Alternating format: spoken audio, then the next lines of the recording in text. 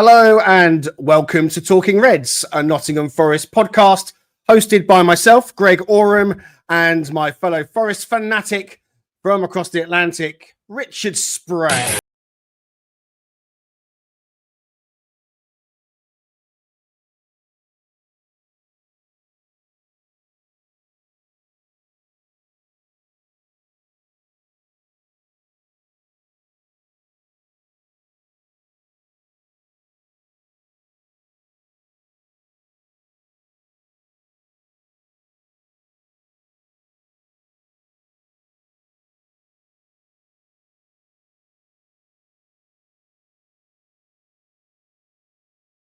TV themes recently. I thought it was time to go back to some classic American rock for you, Richard. How are you, sir? Great, because I love the connotation that's like I think Tony Stark, right? That's where my mind goes when I think too much Marvel viewing, apparently. But yeah, that's a true American hero, Tony Stark, right? Amazing. Okay, Yeah. Nottingham Forest travelled to London at the weekend, boasting the third best away record in the Premier League to face a Brentford team who comfortably hold the best home record in the top flight. Brentford have been free scoring at their G-Tech Community Stadium, amassing an impressive 26 goals in just 8 home matches, whilst Forest on the road have converted just 11 goals in their 8 trips away from Nottingham. Forest's defence has been a big strength of the Tricky Trees this season, so how will they fare against a free scoring Bees team in their own backyard? On the panel with Richard and I, we have the Statman, Danscape, and also the man who, with that dodgy webcam, looks more like a Star Wars Force ghost every time he's on. It's Raf The Random Pundit.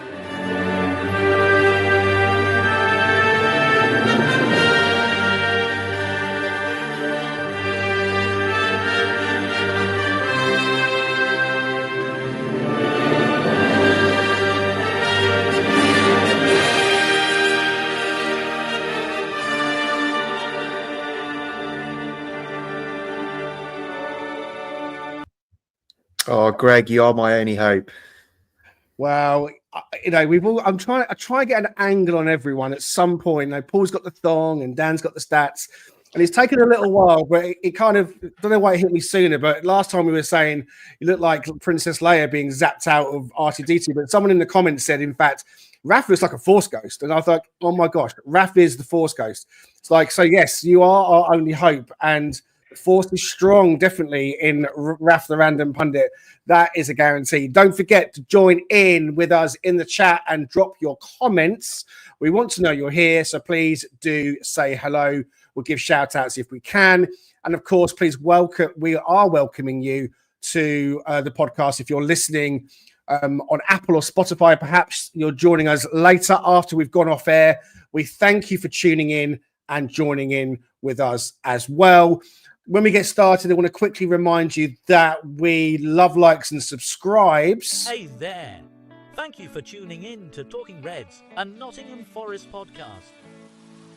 While you're here, please do us a favour and head over right now and hit the like button on this video. And if you haven't already, we'd really appreciate it if you could push the subscribe button too. That way, you can be sure not to miss any future episode from Talking Reds. Apple and Spotify listeners, you can follow us too on your platform. And if you're feeling creative and generous, we definitely would welcome any 5-star reviews. Thank you once again for all your support. Come on, you Reds. Indeed, come on, you Reds. So we are on the path to 1,000 subscribers. I think 912 or something, 913 at the last look. So, guys, you're helping us out massively. Please do what you can for that. Let's get into the Brentford game. General match thoughts to kick us off, Richard. Tell us what your thoughts and feelings are ahead of this one. Yeah, I mean, tentative just because they have such a strong home record. They haven't lost at home. So we've got that against us. But at the same time, we've been doing so well away. So I'm sure we'll get into some of the minutiae of that in terms of stats and so forth, as to, how that's all going to potentially play out and what we have been performing to date and how they've been performing to date. But that's the thing that first thing that comes to mind. So I'm really interested to see how we potentially can end that. I definitely think we have a shot, and I definitely think of all the times we played Brentford, because they are just one of those teams that we struggle with. I don't think we've beaten them yet since we've been in the Premier League, so I feel, though, confident this is the time to do it. The kind of away form we have, we're ready to take them down at home. What about you, Rafik? How are you feeling about this one, mate? I'm actually feeling, for my usual kind of middle of the road, I'm actually feeling quite chipper, and I'm trying to put my finger on why. Because our defense actually hasn't been that watertight recently, but I think it's going to force Nuno to get back to basics, because otherwise we're going to get pummeled, which I think then plays to our strengths, play to our strengths on the counter, and everything will come into place, and we'll get another we are the only one pedestal moment. We've got Liverpool on a pedestal at the moment, and we'll get a second pedestal for Brentford away as well. No one else has done it. Fantastic stuff. Danscape, over to you. Wrap things up on the general thoughts for this match. What are you thinking? Can I just jump back to the intro music, because again, it's like somehow you know what's going on in my world, or the football world, because I've finally allowed one of the black cats into the room for this episode, and you've played AC/DC's Back in Black. So well done on that. Who knew? Got this Empire thing going on. I think I possibly have got. I mean, on the census form when I was about 17, I did write down as my religion Jedi Knight. So I think maybe that's just stuck. That's probably what it is. This is it. Suitable for Raf's hologram look as well. So I think, look, they're a very clinical team. I think if you've got a weakness, they will expose it and they'll work on it and they'll try and take advantage of that. They're annoying because every time we play them, something seems to go in their favour, be it a refereeing decision or injury or something along those lines. So I'm optimistic, and I've got no idea if this game's going to be 0-0 or 4-3. Could be either of those. Fantastic. Just quickly breaking into the match chat to tell you guys about something exciting that's going to be coming up hopefully next week. We have, the four of us, along with Paul Morley, recorded a brand new series called Into the Forest, or quite simply the one with the stats. And it's a 5-episode series that's going to be coming out possibly every other day or every third day through the Christmas holiday period, where each of us will take the floor and present a different topic, forest-related topic that is, to the group to chat about. So that's going to be coming up. It's quite data-driven. So we all definitely rubbed Dan's forehead a little bit to get a little bit of his genie influence when it comes to stats. And it kind of has followed on a little bit to me, because I found myself, and I'm not really a stats guy, I like the eye test, but I kind of found myself thinking about Brentford and about Forest. And I took a look at some stats myself, and I'm not going to try and jump in ahead of Dan's little segment later. But, everyone knows that Brentford have got this amazing home record. They haven't lost yet. I think they've won all their games, all but one. They're averaging 3.25 goals at home per match, which is an extremely good amount. And I mean, they've scored over 2 goals in 75% of their home games. They've scored over 1.5 goals per game in those home games. That's 88% of those games. They've scored in both halves at home, 88% of those games as well. Now, when it comes to conceding, on average, 1.75 goals. So they're conceding at least 1 goal in every home game they've played. So they are conceding. It seems like it's a case for Brentford at home that they do concede, but they're consistently outscoring their visitors. That's been their key to quite high scores. When it comes to Forest, I mean, when away from home, conceding on average 1.5 goals away. We've kept a clean sheet in 25% of our away games, and we've conceded 2 or more goals in 25% of those games as well. One more stat as well I've got is that we've scored at least 1 in 75% of away matches. So look, we've had a really good defence. The 2 anomalies in that were Man City and Arsenal, where we conceded 3 and 3. So 8 away games, conceded, I think 12 goals, I said, wasn't it? If you take 6 of those away, that's 6 and 6. So our defence is still good. We've got the Super Milenkovic playing, of course, after all. So I kind of feel like, Richard, that it is a case of this game being defence against attack. Is it as simple as that? I mean, based off of how you've unfolded the stats, it seems that way. Yeah, they're an interesting team to think about in relation to how we defend them in and of itself. So thinking about that comment or that question, I would say too that they're really good at open play goals. They've scored 24 open play goals, but they've given up 22 open play goals. So that 24 is tops in the Premier League. The 22 is third in the Premier League, giving up goals against in open play.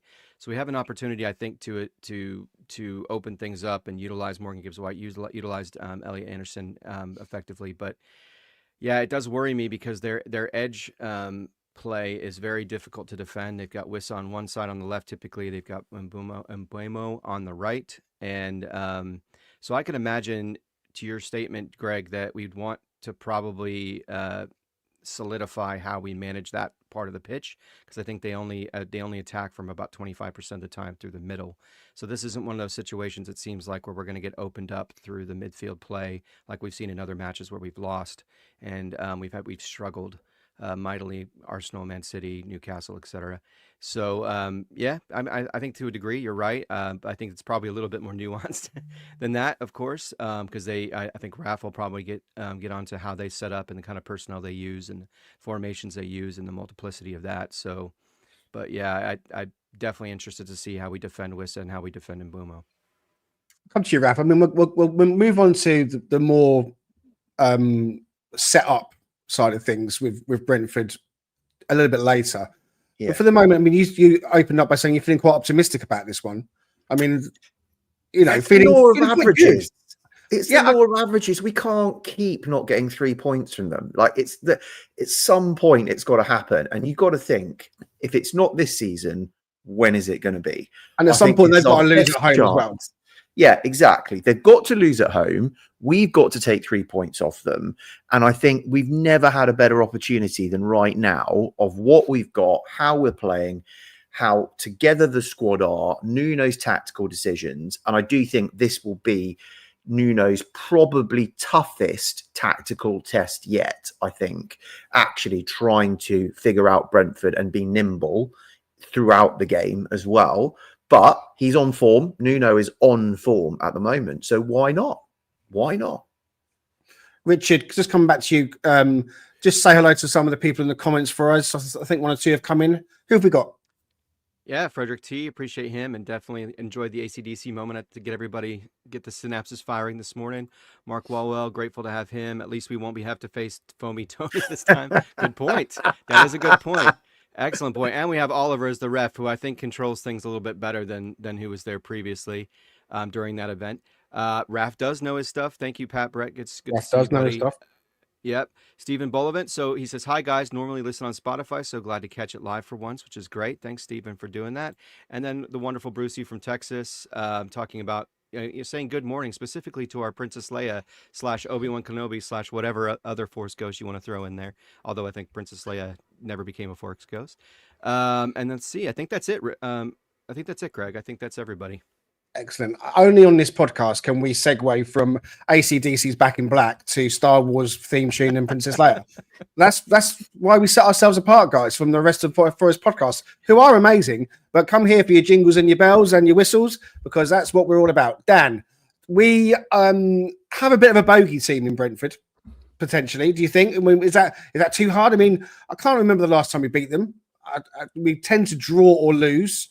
It's definitely been drawing at home against them. The games are always tight. They've got a couple of players that I really like in Mbeumo and Wissa. They've got other players that are good as well. I mean, is it overdue now that this win happens on Saturday? I mean, Thomas Frank is no real friend to most of the Forest fan base because he's a little bit of an annoying guy, really. But he's the kind of guy that if he was our manager, I'd probably absolutely love. If he was our guy, I'd be like, I love this guy. You know, he winds other people up. And in fact, when we lost Cooper, I even said, you know, why don't we go and get Thomas Frank? Because I don't, it's just kind of like going off track here. It always annoys me when you see a club in search of a manager. They're going to try and get someone who's available most of the time. Why don't you try and go and get a guy who's in work? Try and go and headhunt someone and pay the money to get him out of the job. Go set your sights much higher, like, you know, Man United did for Amarin from Sporting. Doesn't always have to be someone who's available. Anyway, I've digressed. So back to Brentford, back to Thomas Frank. and that Weasley face sometimes he exudes in press conferences. And this bogey team, is it time it's over? I bloody hope so. Yeah, I really do hope so, because I think in every game we've played them since we've been in the Premier League, I think we've been the better team. I think they've generally just took advantage of mistakes by us. At that first game at home, they got that very dodgy penalty where Henderson barely even went near Wissa, and he dived. That leveled that one up and turned that game. Obviously, we had the foam gate with Ivan Toney, but I think in every game, I actually think we've gone into it and we've started each of those games well, and then we've ended up conceding late on, daft goals, daft free kicks. So it really feels like with this Nuno team, we're a lot more streetwise, a lot more professional, and hopefully we aren't going to do exactly that. We're not going to get so far through the game and then start making the mistakes. So I do think it's time. I think this is exactly the kind of game, if we are serious about a European spot, a top half finish, wherever we go into that, this is the kind of game we have to win, along with the likes of Everton, who we've not beaten, Wolves we've not beaten, because these are the teams that will set up to stop you doing what you want to do. They're not a Man City or an Arsenal or even a Villa, where they've got their own specific style that they'll just do and try and railroad any team with their style. They will adapt to what we do well and try and stop that, and they'll try and exploit our weaknesses. So, they're not a high possession team, so I don't think they'll necessarily dominate the ball and dominate the game. I think we'll have more of the ball than we perhaps normally do, but it is just going to be about taking our chances, because, they will take theirs if we give them one. So we've got to take ours. Brentford are currently 12th in the table. Forest are currently 4th in the table. And so I think it's fair to say that we haven't played them in our recent history where, we've been in such great form and doing really well in the Premier League. And the stats are there for you to see. This one, for example, we are top of the table when it comes to fewest minutes trailing in a game. We tend to get that first goal, or if we go behind, we're equalising fairly quickly, I think, or in good time, generally, after we've conceded that goal. Arsenal, 103 minutes we've been training in the whole Premier League season so far. Arsenal 130, Fulham 133, I beg your pardon, Liverpool 133, Fulham 183, Chelsea 193. So it's a good stat to have. Those kind of stats are really useful for us. I want to talk about personnel a little bit as well, Richard. I'm going to come to you in just a moment. I wanted to mention Elliot Anderson again. Our good friend Callum tweeted this out after the Villa game, where he mentions on X that Elliot Anderson created the most chances, 4, completed the most dribbles, 3, made the most tackles, 5, and won the most duels, 12 in that game. And he assisted the first goal. And yeah, Callum's right. He's saying this kind of stuff every game at the moment. For me, I feel that Elliot Anderson went through just a little bit of what I'm going to call an off period, but it was only maybe a game or two. And I think it was around when he picked up that injury as well. It wasn't a much foot injury, Greg, and he started taking injections to get on the pitch. I think but that's what I'm saying. I mean, he had an injury. So the context I was about to give was that there was an injury involvement. And I also feel the same for Morgan Gibbs-White. Morgan Gibbs-White also had an injury significantly that was affecting his form. And I know that he's been a topic of debate and conversation. But on Anderson, now I feel he's really coming back into his best form. I want to see him playing in the 8 position. I think Gibbs-White has to stay in the 10 at the moment. But I want to see that interchange where they can swap roles and swap over places and so on and so forth. So I know that you guys will have plenty to say about Anderson as well, but I wanted just to kind of put my thoughts forward on him and show that stat. But I wanted to ask you about Callum Hudson-Odoi, Richard, because I thought he had his best game in a Forest shirt for a while against Villa. He looked lively, he looked impressive. What did you make of him? Yeah, I mean, when his intent is there, when his confidence is there, he's going to be very difficult to manage. And it doesn't matter who you're facing. I mean, he looked a little bit more lively. He looked a little bit more, I don't know how to explain it. He's an interesting player because he's been in the league a while, and similar to what we were, to a Phil Foden or Saka, you think of them as being older than they are, just simply based off the fact that they've been in the league for a number of years now, and so, but he's only 23, 24 years old, almost 24. So he's still got a lot of football in him, but he just seemed to sort of, I don't know if it was fatigue. I don't know if there was maybe a bit of a knock. There was something going on with him that didn't allow him to play the way that he wants to play. Dan talks about teams in and of themselves, like a Man City, sort of imposing their will on you in terms of how they play stylistically. I think Callum, when he's at his best, imposes his style on that back line, on that right back, and he does tend to. And I brought this up multiple times, like. I can think of a guy, if you're familiar with NBA basketball, Steve Nash was so great about this because he wasn't always the guy that scored, but he was such a good assist guy, and he was such a good guy to create things because he caused other players to account for him. He would draw other players away from spaces, and then that would leave open spaces, say, for a three-point shot from someone else, like a Raja Bell for the Phoenix Suns. So he's similar in that way. He's just very good technically on the ball. Dan's talked about this regularly. He doesn't get dispossessed. He rarely miscontrols it. He's just one of those guys that's so tidy on the ball that you can rely on to be pretty consistent. Even when he's not at his best, he's still pretty consistent about being able to create and move the ball around and get things in position. But I definitely saw a whole nother level from him. And one stat that we wanted to kind of isolate too, that this was put out by WT Analysis. This is, probably a lot of it's centered on the fact that he's just played a lot of minutes because he's been one of the mainstays on our team, in that first team, in that starting 11. So Callum Hudson-Odoi has played 79.2% of Nottingham Forest minutes so far this season. During that time, Forest have scored 100% of their goals. Hudson-Odoi has a team-leading personal goal difference of +9. So when you see things like that, it's very difficult to consider not having him play. Sometimes it's just about how you're going to set up formationally or tactically to address what another team is doing. We historically had been a back five or something like that, virtually a back five against a team like Chelsea or against a team like Man City or Arsenal. We've kind of shifted that now because we feel more confident about what we're doing as a team. But I think he needs to be in the team. Based off of his performance in particular in the last match, he's got to be playing. Yeah, I couldn't agree more. I want to say hello to Forest Lion. I think maybe you missed the start of the show, Forest Lion. Raf reminds me of the Sith from Star Wars with that effect. Well, yeah, if you missed the start of the show, you got to go back. Rebel to Sith. Wow. This is yeah. I don't mind a bit of the dark side. Yeah, it's like Darth Sidious.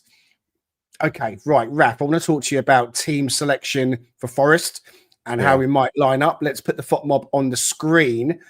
This shows us the starting 11 from the previous game. And as ever, I can't quite get everyone on there. But just a reminder for everyone and those listening, we had Nico left back. We had Aina right back. The centre-backs we know, Anderson and Yates in the midfield. Callum on the left. Gibbs White in the 10. Dominguez playing in that kind of forward right-sided area with Chris Wood up top. What would you like to see? Tell me what you would like, as opposed to what you think Nuno would do, if that's possible. I mean, so they might be the same thing. They might be the same thing. Do you know what? I'm probably going to borrow one of my heroes' phrases, Pete Blackburn, and just go, I don't know. Because I genuinely don't know what Brentford are going to do. We're the away team, and we can't just go and play our football. What Nuno's very good at doing is doing tactical matchups. But we're going to have to stare into a crystal ball. But I think what I'd like to do is kind of give us a Swiss Army knife approach of who's on the field. So if Brentford switch it up, we can adapt, if you know what I mean, without having to make mass substitutions. And I think that's going to be the key. Now, for me, what we do know is that Mbuemo is lethal and he's going to be going down the right. And so I do really want to see, not only has Nico been playing well and he deserves to keep his place, but I think his ability to be able to defend at speed better than Alex Moreno, I think he keeps his place.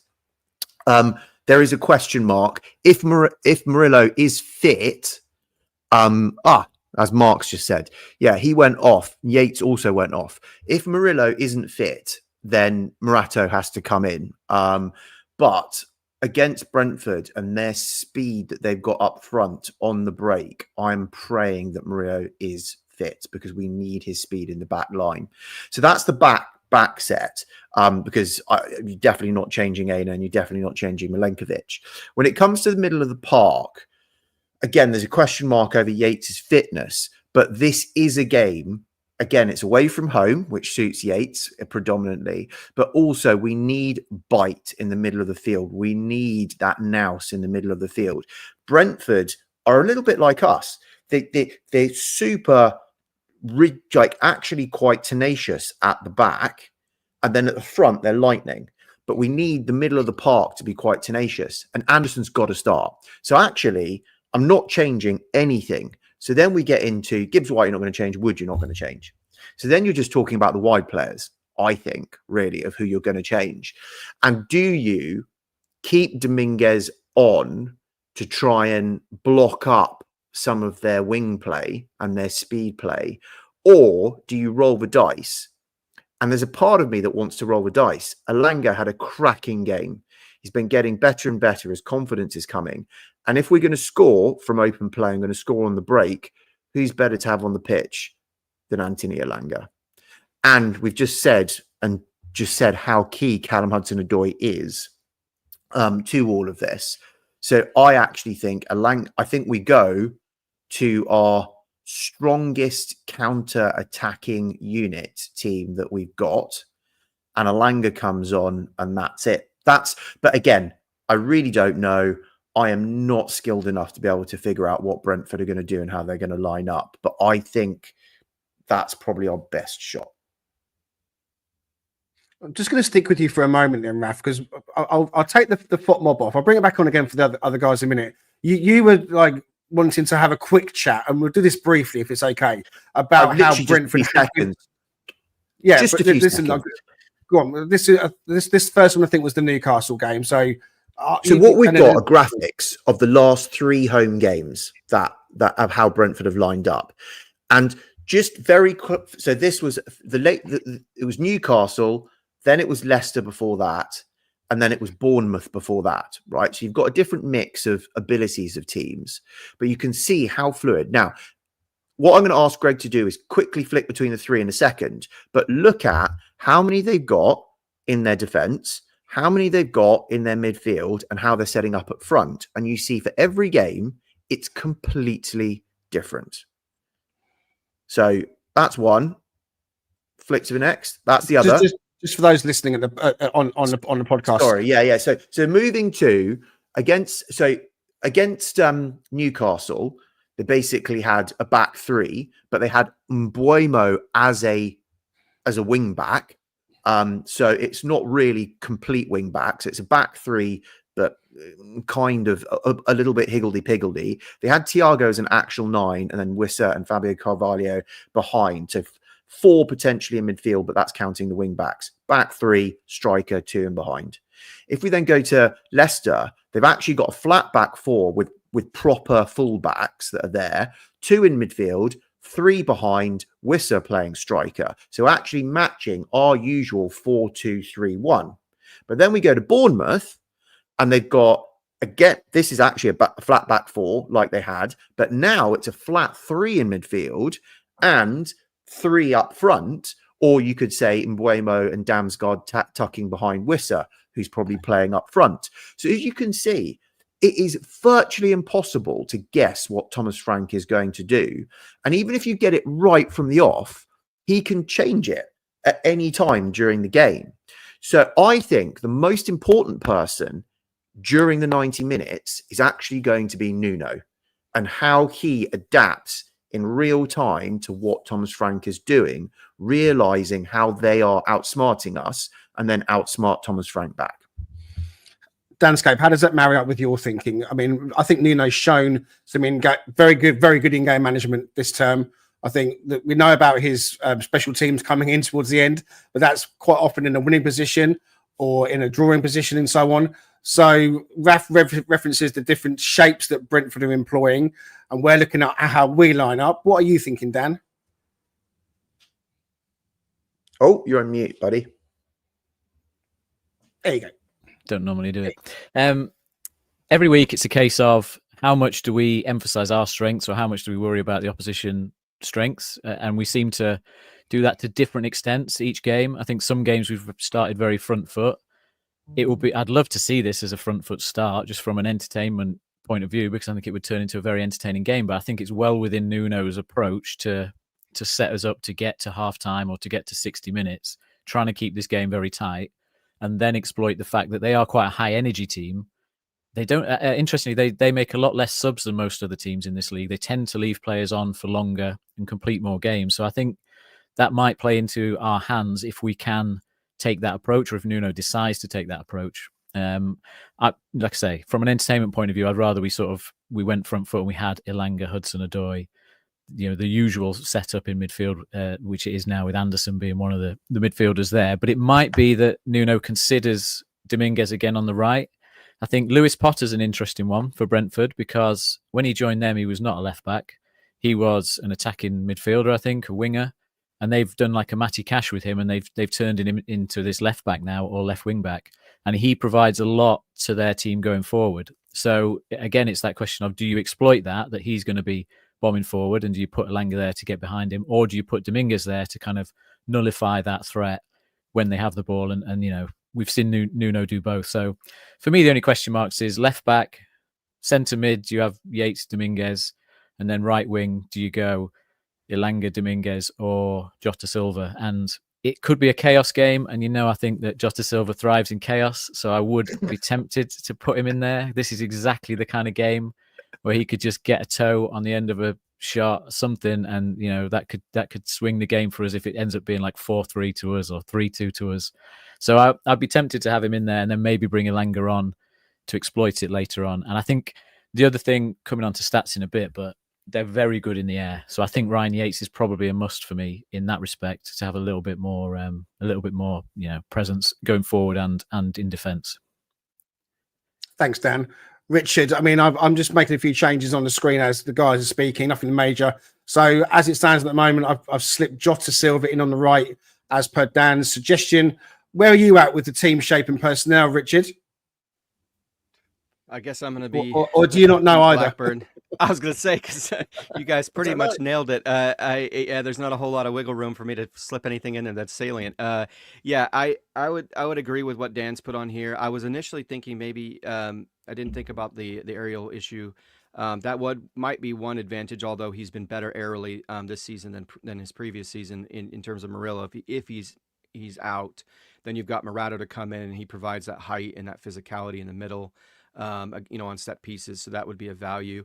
And I know we were talking about that with Forest Fan TV, or you were talking about that with Forest Fan TV in relation to, is he due a start? So if there's any questions, it may be a time to slot him in there and just allow Murillo to get healthy, because you don't want to aggravate something or create something, make something worse, compound something, and have him out for being out for longer.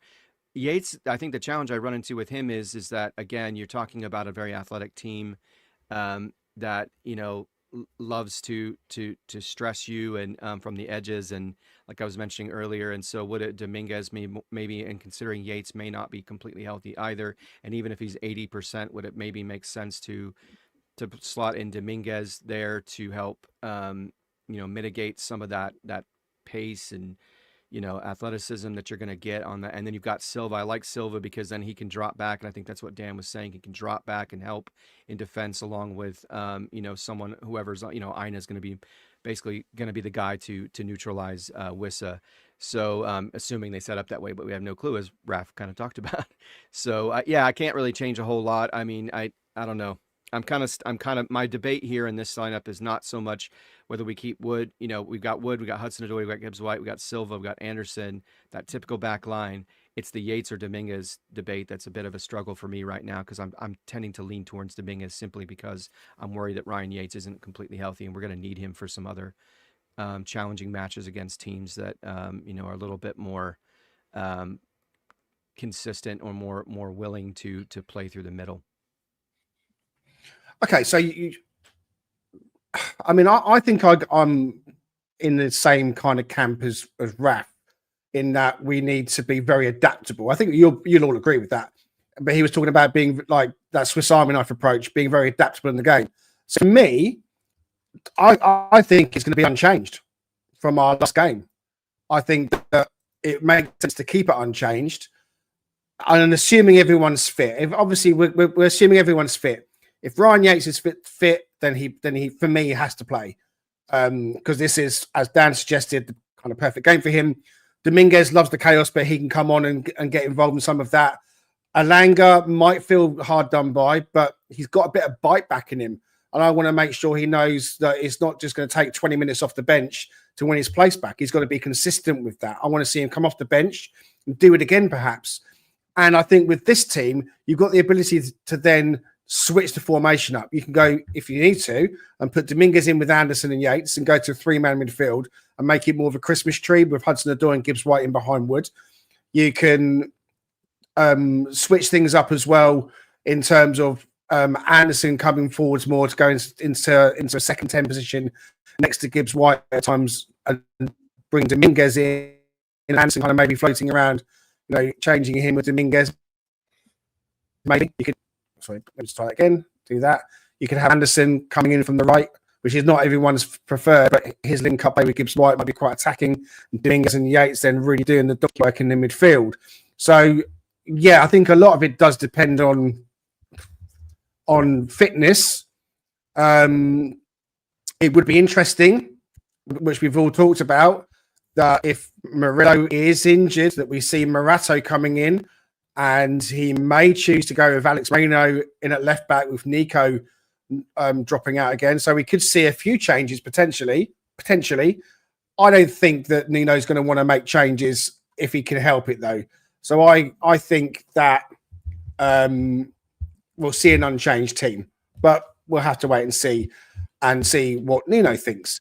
Okay, let's just pull that away and let's make sure we do this today.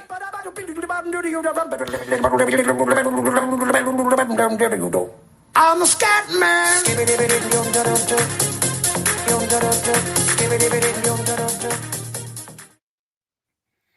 Daniel San, over to you for your stats today. Today, I put together a stat pack of just interesting nuggets of stats that I found when I was looking through Brentford's team, because when you try and do a chart of Brentford stuff, it's just absolutely all over the shop because they're sort of good at one thing and terrible at another. And I also got carried away with my AI image generation here. So you can see Nuno spraying some of referees' line marking foam at Thomas Frank. So this is a bonus for anyone joining on YouTube. So yeah, the first slide with some stats on, please. Hang on a sec. I'm there. There we go. So what you touched on earlier about the various ways of goals for and against. What stood out to me is that both us and Brentford have a +2 goal difference, but we've gone about it the exact opposite ways. They've got 32 goals. We've only got 21 goals, but they've conceded 30 and we've only conceded 19. But we've ended up on the same goal difference with our completely opposite sort of approaches to each game. So that one jumped out at me. They have obviously the third most goals in the league, but from the fourth fewest shots in the league. So when you look at, if you sort your league table by goals, but then you sort it by shots, they jump from top to bottom, which means they've got the highest shots on target percentage, the highest XG per shot, and obviously the highest goals per shot. And they're exceeding their expected goals by 6, which means, either they've been fortunate with their goals or they're just incredibly clinical. So yeah, again, we've got to be wary that when they get a chance, they'll score. We kind of have to do the same. And just backing that up with some more AI images there of some Brentford players dressed as bees. The league's 3 most clinical strikers will all be on the pitch in this game. So Wissa's currently top with 0.4 goals per shot. Mbeumo's second to him, not far behind. And Chris Wood's just behind Mbeumo. So it's going to be, again, a case of which of those players takes their chances, I think, in this game. And those 3 are, like I say, top of the entire Premier League. Set piece wise, I think on both attack and defence, both teams are in the top 5 in the league. So, it's a threat both ways, but both teams are also good at dealing with that. So that might nullify each other, or it might end up being a game where there's quite a few goals from set pieces. They have the second highest aerial win rate in the league, just behind Liverpool. So quite some way above us on average. And they give away the fewest fouls and they win the fewest fouls for some reason. So although their games are quite chaos, they don't seem to descend into lots of fouls and niggly stuff. It tends to be, quite a free-flowing game, I assume. And in terms of them being front foot, they got the second most tackles in the opposition third, which is exact opposite to us because we have the least. I think the last team that had the most tackles in the attacking third was Man United, and we managed to beat them. So hopefully that's a good sign that we can deal with that. But interestingly, Brentford's centre-backs top the table for headers, blocks and clearances, which are the charts you can see there. So Nathan Collins has got the most aerials won in the league so far. He's also got the most blocks in the league so far, and Ethan Pinnock's made the most clearances out of the box in the league so far. So, you know, they've conceded a lot of goals, but their defenders have also been very proactive, which, having not watched loads of them, it makes you sort of wonder, you know, why or how that's come about. They've conceded so many goals, but they've also had to do so much defending as well. And if you look in the goal creation per 90 in the Premier League, it's dominated by all the top 6 teams with the likes of Palmer and Saka and all that. But Forest and Brentford are the only non-traditional Big 6 teams that have got a player in that list. And it's Anderson, with 0.89 goal-creating actions per 90 minutes and almost creating a goal a game. And Damsgaard's just behind him on 0.82. So again, they've got effective players, as we have. And I think that's it. Is it? Yeah. Just one final AI picture there. Will the European dream continue? Will Forest be holding up the Europa Cup outside Hooters? Who knows? It's sponsored by Hooters. I'd love to see that. That would be amazing. Thank you so much for those, Dan. As ever, fantastic. Mark is saying at the beginning of the season that he had to dig at our over-enthusiastic predictions for this season. So how is that going so far as we're 4th? If maybe Richard can drag them out, we will have time, I think, at the end to go over them. Yeah. Because quickly on our spreadsheet. I know I asked you the other day to get them out and we didn't have time, but we should have time. I'm going to move us on because it is now time to just give you a quick ad, not the one you're expecting. Register today with Think Teachers, the education recruitment specialists. Open now for candidate registrations. We are recruiting for primary and secondary schools in the Hertfordshire and North London regions, offering daily and long-term supply as well as permanent recruitment as well. We specialize in finding work opportunities for supply teachers, cover supervisors, SEN support staff, school caretakers, school office staff, and more. So call one of our team now and let us help you find your next position. Think Teachers, for all your school staffing needs.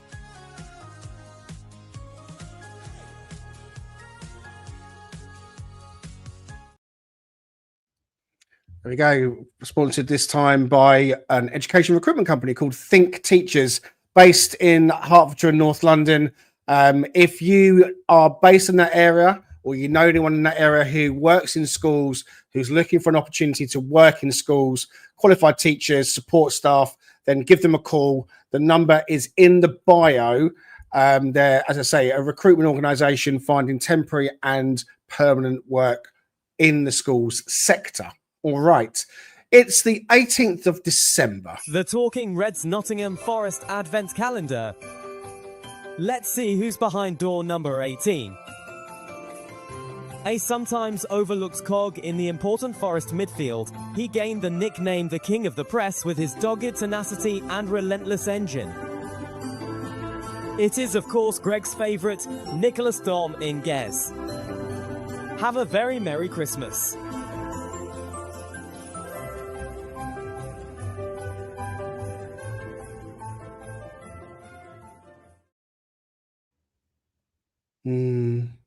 The dream of Nicholas Dominguez.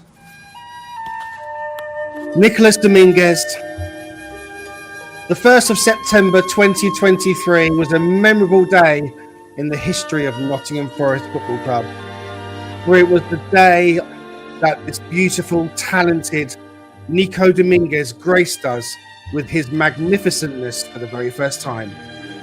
Yes, this is a story of hope, of dreams, and of an unexpected love affair that knows no bounds. A love that is unrivaled, even when heads are slightly turned by little Portuguese wingers with sculptured eyebrows. The king of the press, the blue-eyed RG with the suntan of dreams and changing hairstyles of a pop star. A man crush has been formed that can only be described as breathtaking and overwhelming.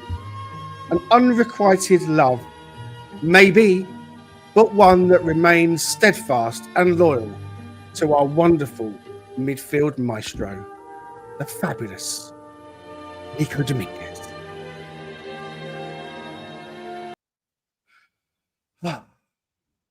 Just felt like I needed to just get it out of my system a little bit today, guys. I hope you don't mind. So yeah, Nico Dominguez is number 18 on the advent calendar. We're in the last half of the show, so you know it goes a little bit. Yeah, I know, Bruce. Don't worry, I'll be fine. We started something on the last episode, so let's get into round 2 as we go into the booby prize.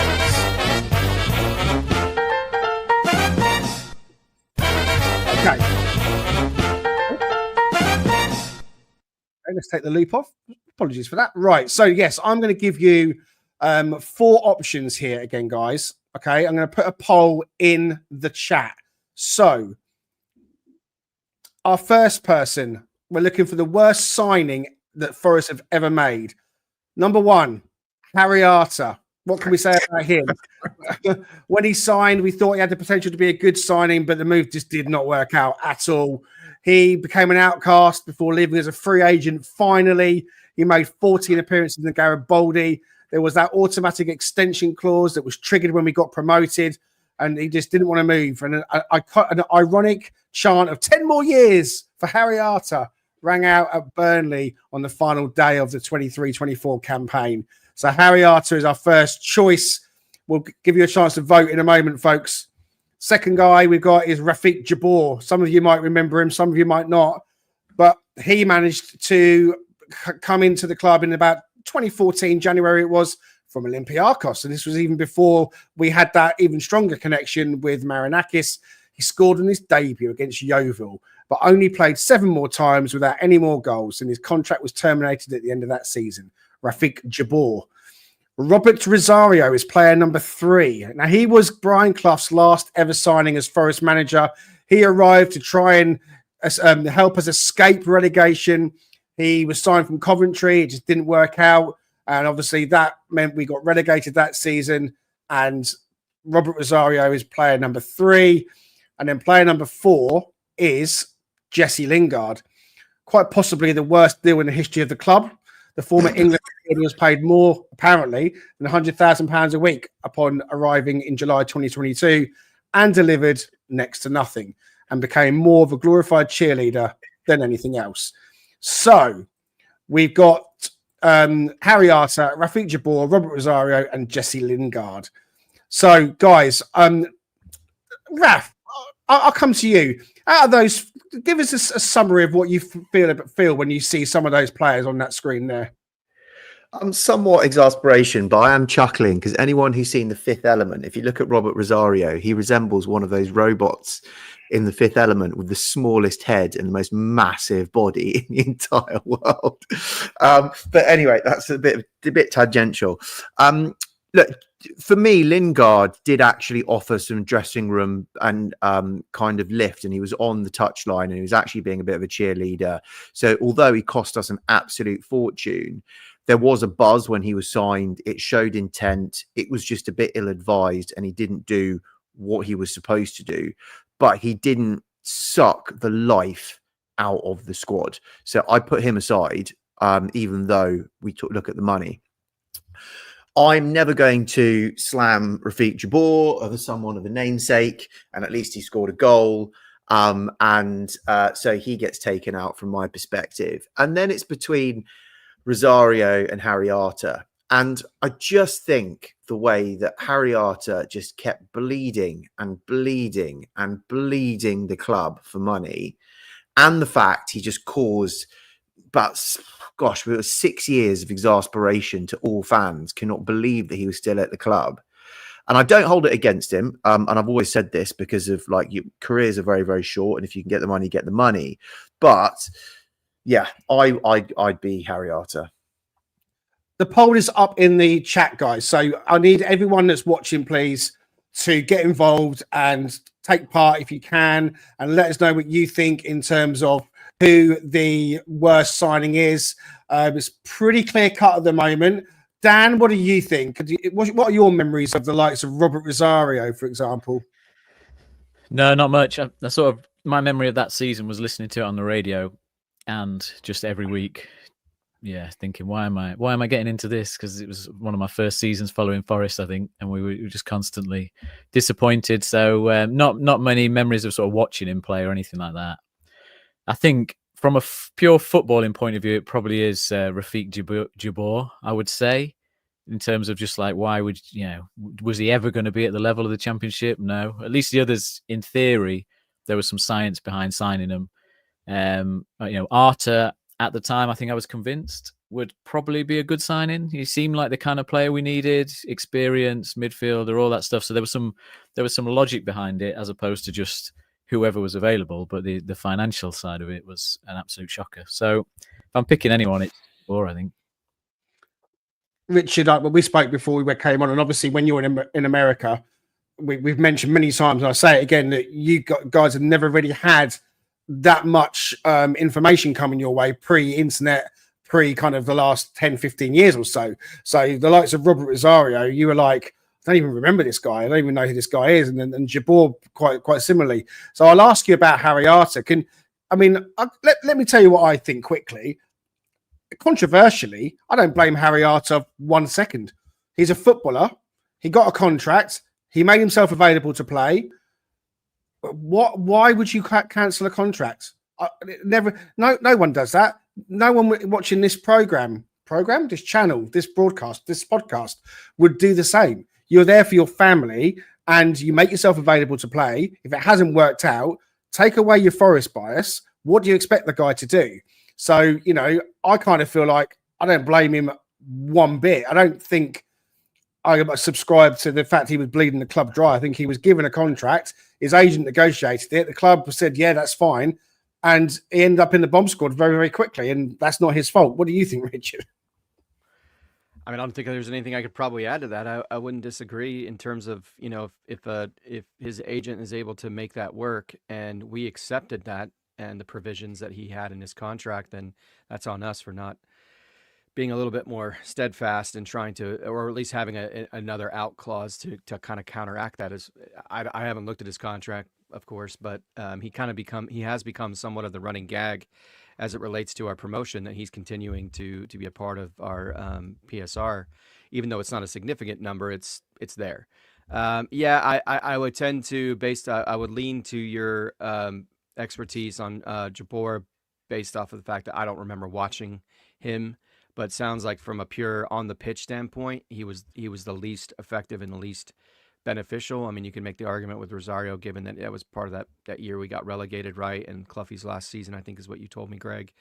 So I'm going to go with Jabor simply based off. I'm going to trust Dan's eyes and awareness on this, and your awareness on this, Greg.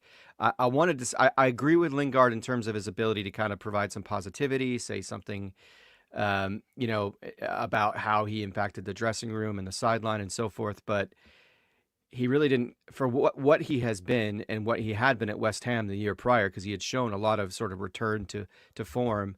I don't know. I'm gonna go with Lingard because I think he was expensive. I don't think he helped on the pitch in and of itself. So that's where I'm gonna head. I'm gonna be a little bit against the grain when it comes to what everybody else has said. Okay, so I've ended the poll, and there was only one clear winner. In spite of everything that we've said, Harry Arter is the chat's clear winner on the worst signing out of these four. I can understand it. I'm not trying to go too heavy on people. I can understand it because it was frustrating. But so he joins Matt Turner into the next round. Harry Arter and Matt Turner have gone through. There'll be another 4 players to choose from in our next podcast on Sunday when we do the review show. Dan, I want to come back to you quickly because we need to get a quick update on this European Dream Tracker, and you've updated it slightly. Tell us all about it. Yeah, that's somebody's request. I've added the Champions League line as well. Well, or a top 4 finish line for the Premier League, just to see how far off we might be obviously we're fourth at the minute, but how far off are we on points compared to what a typical season looks like to finish fourth? So yeah, we covered the. Yeah, I see. I've not updated it, have I? Aston Villa Home's disappeared for some reason. So there's a fault in the chart. We're on 28 They didn't even points. notice on Forest Focus. They just put it up and just went, yeah, brilliant. And Definitely they did didn't notice. update that, but Yeah. there's probably 3 versions of the chart now. You see, I've got the old version, the version with the too top popular, 4. Dan. You're too and then popular. I've got a version going across the entire season, but I feel like that's just too much information at the minute. So we're on 28 points, and in theory, to in a normal season, we need 30 points at this same stage to be, on track for a top 4. For me, it's a little bit too far out there, but we need a couple of points from these 2 games, and I think that's perfectly possible to keep the European place within sights. Okay, Richard, did you manage to find our preseason predictions? Yeah, do you want me to bring up because I can bring it up, but I can tell you that we're 5 points. Okay, I'll go ahead. No, we want them on the screen. If you can pop them on the screen, that would be great. So let's just go. I want to go over the last sort of few matches since the last international break. So we talked about the kind of points we might pick up per match, and so I think we left it going into the last international break with, I can't even remember where we were, but I think we'd just lost to Newcastle, hadn't we? We said we'd get a draw, but we got nothing. We said that we probably would lose at Arsenal, and we did. We said we'd probably beat Ipswich, and we did. And we said we'd probably lose against Man City, and we did. Excuse me. And we actually put us down for a win at Man United, and that came true as well. So we were doing pretty good on our predictions there, guys. The one that we said for Villa was that it would be a draw, and we in fact got the win. So we, at this point in the season, had us on 23 points, when in fact we are now on 28 points. So we are ahead of where we said we would be, and we're 4th in the table. How are you feeling about that, Richard, looking at our predictions? Well, I think if you look at that in correlation with what Dan just put on the screen, obviously it was missing the Villa match result, rather. I mean, how can you argue with where we're at? I mean, we exceeded our own expectations, which is exciting, because I think we were pretty positive, because I think we said we were going to finish 12th at the end of the season.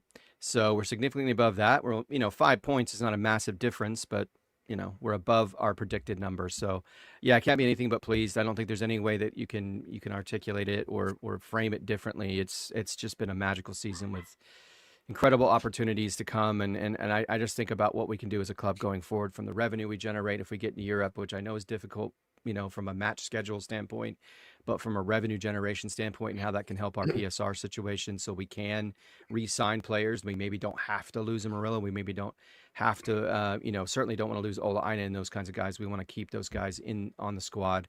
So from a revenue generation standpoint, it makes me excited if we can get there. Plus, just getting back to what we were in the glory days of Clough, getting to European Cup finals and so forth. So on our predictions, it was I'm thinking about the points that we've got that we didn't think we were going to get. Yeah. So we've picked up more points against Villa. We said draw, we got the win. We picked up more points against Liverpool. I think we said further back that we'd probably lose that match. Yeah. We picked up more points against Palace, because we had it as a draw when we got the win. Same for West Ham. We dropped points against Fulham because we said win and we lost. We said draw against Newcastle and we lost. So obviously, I'm not going to go through them all because it gets confusing, swings and roundabouts. But in terms of, it's all about points total. I think that's the important thing to remember. I want to say, in that we're never going to win every game. And when we go to the likes of Arsenal and Manchester City, even in the good form that we've had, and even with Man City going through a so-called blip, which is continuing, then it can't be a surprise that we lose those games, whether it's 1-0 or 3-0. And I sometimes think once you've conceded the second goal, a third goal is quite likely, because if you're still kind of trying to chase it and trying to get into the game, as we were at Manchester City, and we were, we had them on the back foot. And I think had we scored the one where it went through before half time, we know it changes the complexion of games. But when you're 2-0 down and chasing it, you can get caught short, and the third goal does go in. And that's what happened at Man City. So I'm not reading too much. I know some people were getting a little bit, I think, frustrated on social media that we lost to Man City.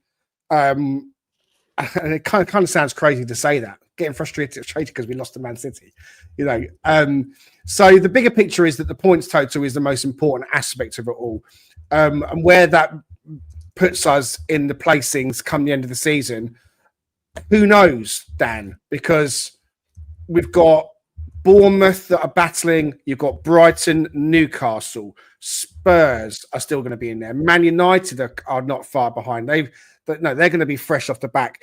There's a lot of teams now that are really battling for those top 7 or 8 places.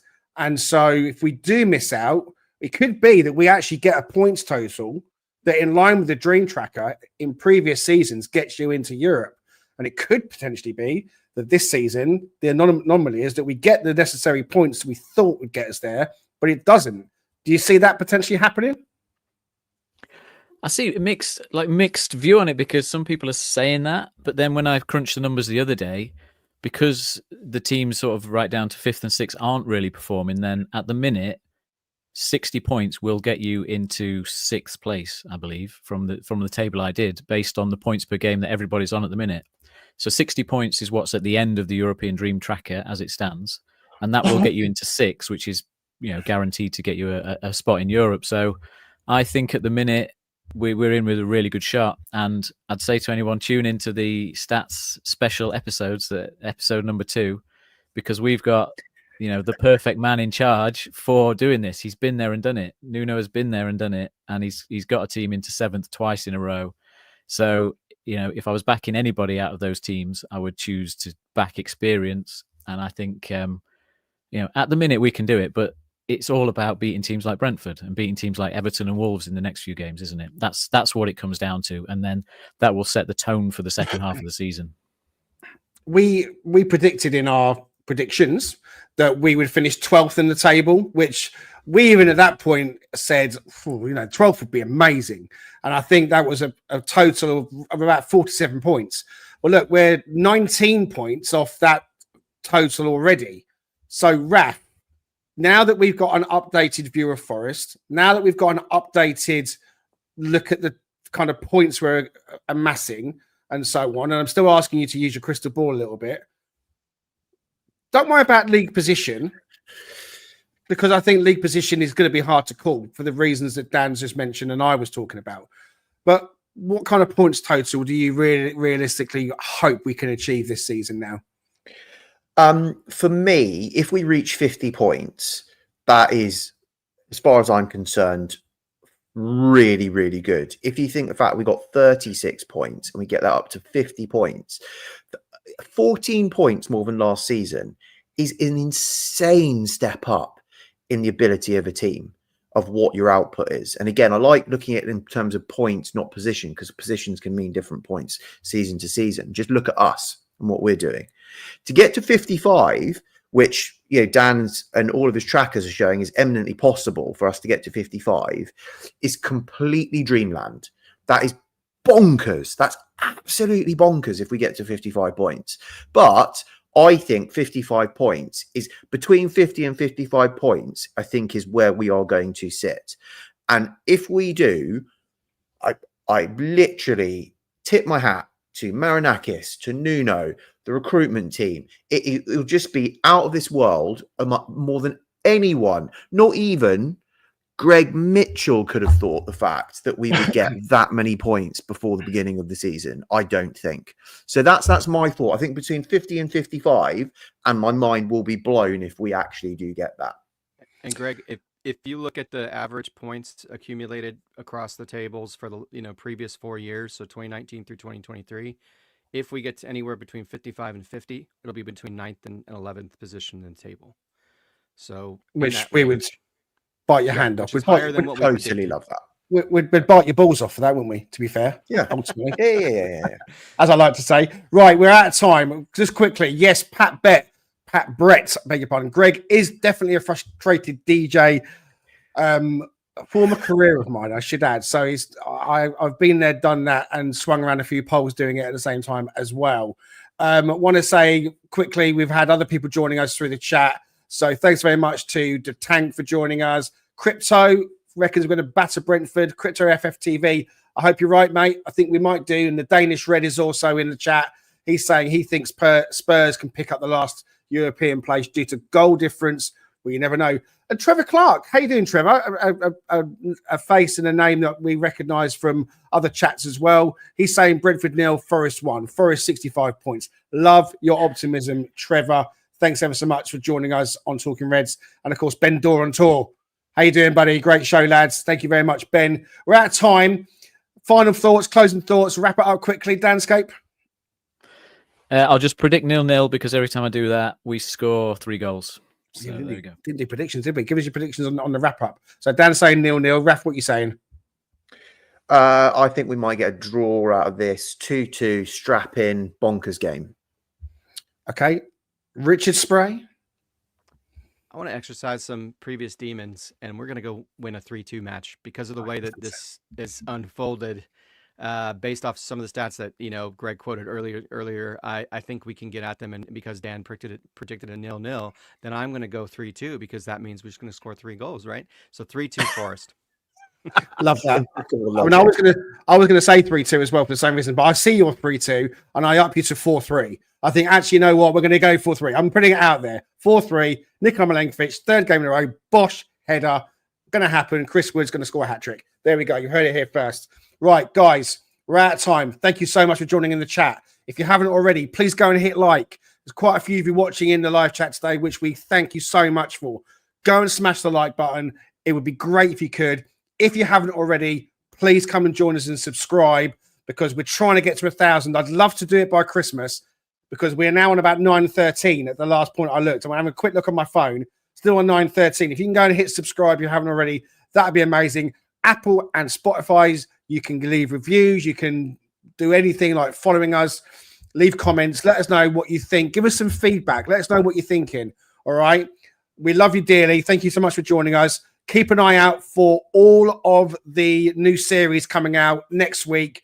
Into the Forest, the one with the stats. That's coming out over Christmas. Thank you, Danscape. Thank you, Raf. Thank you, Richard Spray. We are the Talking Reds. The black cat for luck is being held up to the camera. Let's all just rub the black cat's head. There we go. There we go. Rubbing the black cat's head. We'll see you next time.